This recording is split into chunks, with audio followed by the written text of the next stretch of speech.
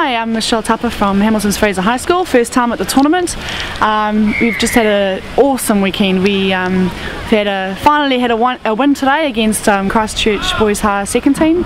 So 3 tries all up in the weekend, and it's been awesome to see the boys putting into practice what we've trying to get them to learn in trainings.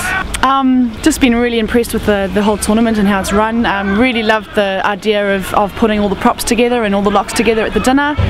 All the boys got onto the bus afterwards and kind of each had something funny to say and had come with different experiences, so it was nice that they could all have a different experience than just sharing with each other and laughing at each other. The tournament's fantastic. I think just having sort of a non-competitive, there's no winners or losers, it's just us coming together and sort of celebrating rugby and working together and trying to build a team culture and what we expect of the boys, our standards, our protocols and our teams, and it's just been a great opportunity to sort of explore those.